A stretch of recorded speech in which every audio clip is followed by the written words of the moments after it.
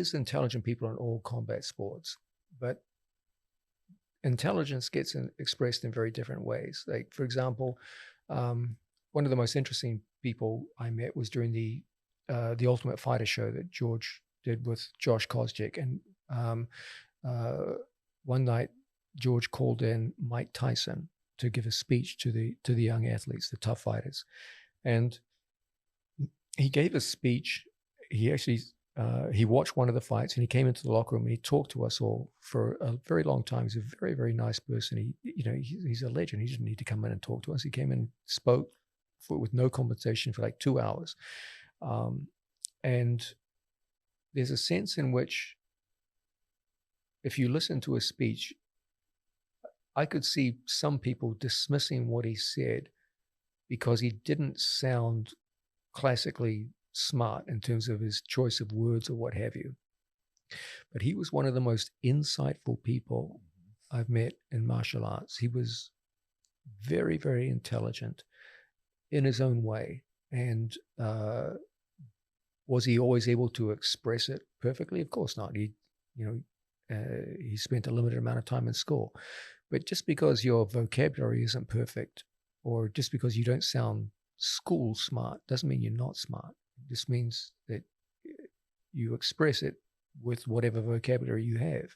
But the insights he gave were some of the most memorable that I've seen among any of the extraordinary people I've met in martial arts. Just a very, very deep person, and but without being classically well-spoken in the normal sense that we associate with intelligent people, someone, a university professor or something like this. But Floyd Mayweather, another example, would you say that he was like highly literate? No, but he's very, very intelligent, and he knows his craft in a way. He's like a Da Vinci of boxing. So there's very intelligent people, but we tend to oversimplify intelligence in terms of how well spoken someone is. And but there's different ways to express intelligence than just that.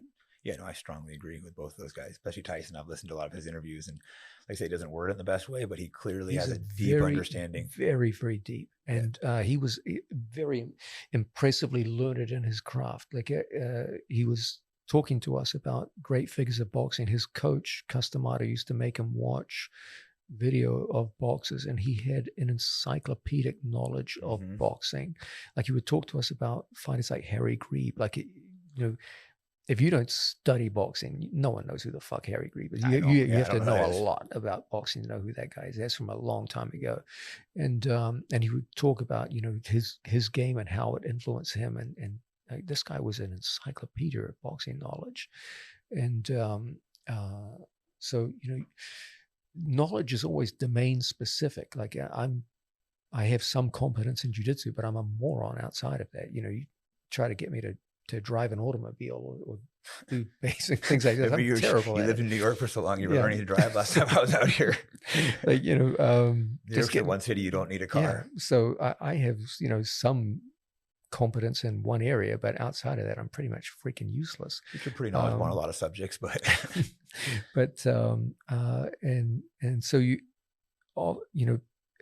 Tyson's knowledge of boxing would put him at the absolute top of that category, and but people tend to dismiss some fighters' intelligence in terms of, well, they don't talk about socioeconomic problems or politics or economics as well as other people. But that doesn't mean they don't know their own subject matter in an encyclopedic fashion. And just because someone can't talk to you about Renaissance history doesn't mean they're not very, very smart. And I was very impressed by some of the combat athletes that you meet. They're very, very insightful people. Yeah, I only met Mike Tyson once, but I met him. I came in Hens of Gracie's one night, and he's sitting there watching us work out with like Cody Nolev, I think, brought him in. It was so cool to be like, sitting there watching, and Tyson's watching us work out. Isn't it amazing how there's some people, you can just take one look at them and you can understand why they're a star. Yeah. Like Mike Tyson had like this The aura. An aura to them. You see it in certain people. As many of you know, I have many controversial guests, so that comes at a cost of being demonetized everywhere. So if you want to support the program, go to fightbackpodcast.com, and I have all kinds of merch on there, whether it's jiu-jitsu, fighting, political, and other accessories. And thanks for the support.